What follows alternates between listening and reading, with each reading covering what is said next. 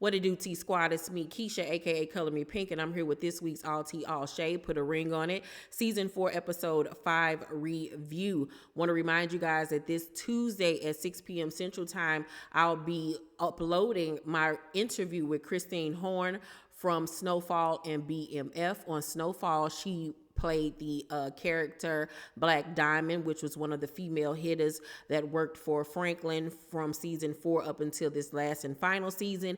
And on BMF, she played Mabel Jones, honey. Yes, Charles Flannery's mistress. You do not want to miss this interview. And next Friday at 6 p.m. Central Time, will be my interview with Winter Williams from Love and Marriage DC. We're going to talk about everything that happened in the first part of season 2, and she's going to give you guys some little bit of tea on what's to come in the second half of season 2. So you do not want to miss out on either one of those interviews. And my home tour video is up right now, the second part of my home tour video. So make sure you check that out as well. Okay, now let's get into tonight's episode. So we start off with Dr. Stacy still having her one-on-one with Zay and Jasmine. And Jasmine is visibly upset. She's crying about, him not taking what happened between her and his friend as serious as she'd hoped. She revealed on last week's episode that her and one of his close best friends got into it, and dude threatened to smack her in the face, and that they fell out for a minute, but they made up. He apologized to Zay, but never apologized to her, and it made her feel some type of way because she says she feels uncomfortable around said friend. So Zay didn't realize that the situation was that deep for her, and Dr. Stacy was like, you should have opened up to him about this sooner, because it's obvious that he cares, because he didn't like seeing her so upset. So he says that he's going to tell his friend to apologize. And Jasmine was like, I'll believe it when I see it.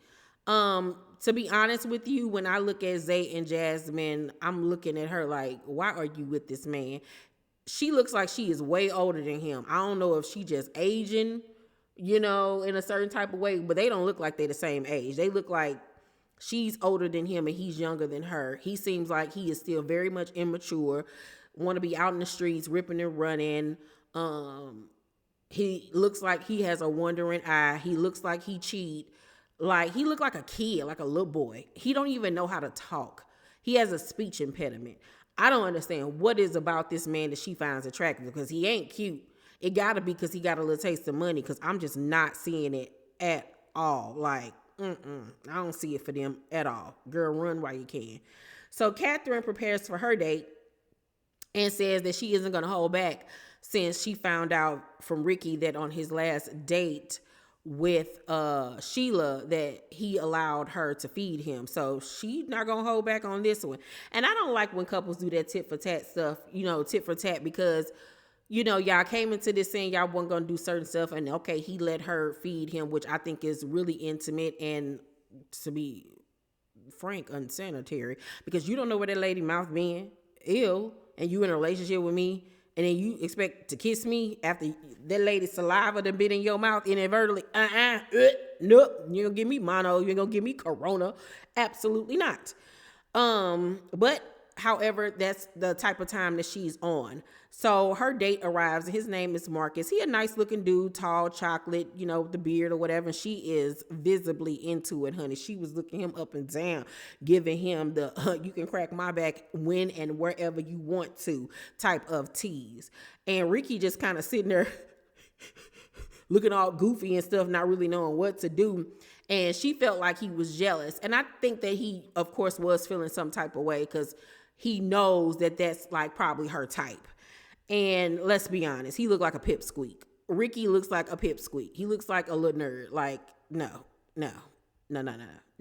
He looked like a nerd, and her wigs is too heavy. Her wig is giving me Cousin It. And to find out that she do her for a living was very disappointing. Very disappointing. So on their date, Marcus repeatedly compliments her. He seems to be genuinely like into her and attracted to her, and vice versa. She's really happy when she finds out he don't got no kids, child, because she tired of being over there in that house full of kids and people running around. And it seems like they have a lot in common. The way he looks at her is way better than the way Ricky look at her, because Ricky, like I said, looks at her like a friend to me. Like, I, for the first time, saw any type of emotion spark up in him when Marcus showed up for the date.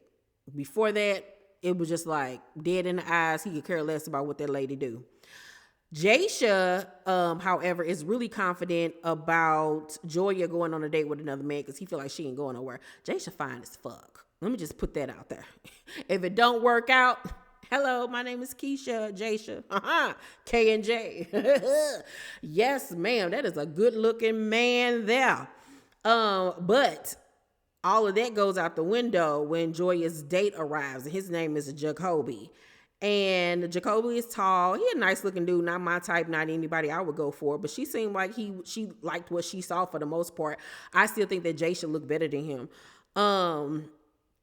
As soon as dude walked through the door, Jasha was pressed. He was looking like, oh, now I really got competition with this one. He didn't know how to feel about that. So dude make a comment about Jasha's height, talking about she can look up at him in her heels, and he looking like, okay, don't get it twisted. And in his confessional, he even said that he didn't like the pettiness and the disrespect. You know, you already taking my woman out, you walking into our home, like, chill out, homie. And I understood that, you know, but it's all fun and games. I don't think that he was really trying to be mean or disrespectful like that. So Joya and Jacoby go out on their date, and they're eating, they're having a conversation, and he tells her that he used to have a fetish for talking to women with a man, and that he had to go to counseling for that, and he's past that stage in his life. First of all, red flag and turn off number one, because why are you telling me this? This is our first date. This is not making me see you in a good light. It's a bad first impression, first of all, because why are you going after women that got a man? What does that do for you? Does it give you confidence? Does it give you some sense of self-esteem? Like, what is that about? That's weird. And then he says that he's top tier in bed. First of all, anytime somebody gets to talking about how good they stroke game is, 9 times out of 10, it's whack. And then you build yourself up to be so great, and the moment is going to be so good, and then when it happens, it's wah, and then you would embarrass yourself. I do not like men that sit up there and talk about sex, especially when I just met you. Simmer down, homeboy, because that's giving me perv vibes. I would have immediately been just like disgusted by him. I would have been like, dude, why is you talking to me about this? I don't care if you top tier or if you lower shelf. I don't care, sir. Keep that to yourself. Ugh. But Joya, for some reason, seemed to be intrigued by this, and I don't know what that's about, but it was weird. So she gets home from her date, and she tells Jasha about how Jacoby says that he wanted kids, and how when he grabbed her hand, there was some chemistry there, but she pulled back from it. And Jason looking at her like, the fuck are you talking about? Because holding hands is something that they do. Like, that's their thing. So that bothered him and meant something to him. And he was looking at her like, you done lost your motherfucking mind coming here telling me this shit. But he kept it cute and on mute. And then Joya also goes on to tell him how dude was talking about how good he is in bed and how he likes to take women from their men. And he was looking like, why would you even like somebody there to say something like that? First of all, that's little boy stuff. Like, what? Like, he was looking at her like she was crazy. Like, I don't know if she thought that was cute and like that was going to make him be jealous. But if anything, I'll be looking like, if that's what you like, that tells me a lot about you and what I don't like about you. Okay? Because, ew, gross. Then we see this girl by the name of Gala pick up Zay for their date. And baby, when she walked through that door, he was looking her up and down. He was too giddy. Jasmine even had to do a when the girl walked in the door, she kind of got nervous. Was looking like, I don't want my man to go out with her. But I was like, girl, you ain't had nothing to worry about. Her edges was messed up, but it is what it is. She couldn't do nothing about it. But yes, she could. She could have used some edge control, so whatever. So when they go to leave, Zay was like, how you want to ride in my Benz or on my bike? And she was like, the Benz. And Jasmine was like, how would she even possibly ride on the back of your bike when she got on that dress. She was like, chill, like you doing too much. Like she did not like that at all. So on their date, they're talking to one another, and he admits to her about his alter ego, Loki. The fact that he got an alter ego says a lot. And how when he get drunk, he does get a little too flirty. It's not to the extent where he's asking other women for their number, but he does get too flirty. Once again, that man cheat. That man cheat, child. Because if you know that when you get to a certain point, you even flirting, that's a problem. And that's cheating in my eyes, because I'll be damned if somebody come back and tell me that they saw my man flirting with somebody else. I don't care if you left it there, and at that, you shouldn't be doing it in the first place. And you shouldn't even be in no other woman's face, okay, outside of your mama, okay, and your granny, and an auntie, and a sister, or your child, or me. Other than that, we got an issue. So the couples meet with Dr. Stacy, and Jasmine talks about her date that she went on for the first time, and it was with the dude Jeremy, and she's talking about their date and how everything went, and Zay is making jokes about it, and Dr. Stacy calls him out because she sees that he's trying to distract away from being uncomfortable with the situation, and he was looking like, oh God, like she peeped game, like somebody finally called me out on my stuff. So when it comes time to make a decision if they want to go on a second date with the people they went on a date with, Zay doesn't want to have a second date with Gala, and Jasmine doesn't want to have a second date with Jeremy. And I was like, thank you, God, because he was so whack. Oh, my God. So Joya says that, she enjoyed her date with Jacoby. Was that his name? Yeah, Jacoby. And Dr. Stacy asks Jasha how does it feel to know that she had a genuine connection with this guy. And Jasha was like, we make connections with people all the time. You can have connections with people and have things in common. I call that a rapport more so than a connection. And I was like, you better speak a word, Jasha. You better make me slide my panties off or pull them to the side, okay? He said that with confidence and with swagger and was so smooth about it because he's so confident and secure with himself. And I was like, yeah. I would have been like, cut the program, girl. We don't even need to be here no more. This is bae. Okay? So after that, Jasha says that, he did have a connection on his date with Brittany. And I was like, really? She was doing way too much. She was being way too flirty and thirsty and touching all on that man's face. I would have been like, bitch, back the fuck up. What are you doing? Like, I ain't like her at all. I don't know what it was about her that he liked. Maybe he liked all the praise and stuff that she was doing. Maybe that gave him some sense of satisfaction, but I ain't like it, Bernie. So Joya says that she's okay with the fact that he decided that he wanted to go on another date with the girl Brittany, because she said that it taught her some things that she needs to improve upon in their relationship. And then she in turn says that she does want to go out on another date with Jacoby. And I'm just looking like, what are y'all trying to prove? Because both of them are whack, wiggity whack.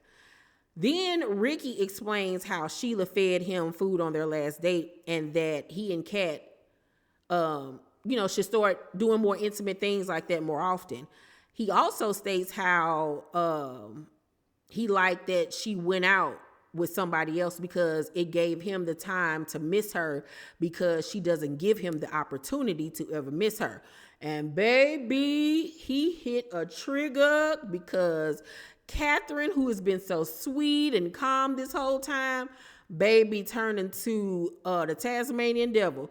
In her confessional, she was like, that's not possible. We share one car, and I help his sister with her kids, so our lives are just connected right now. Then in their couples confessional, she says, me spending time at the house is not always my time, because these are not my kids that I'm taking care of. And I'm like, why are you staying with this man? I'm so confused on that.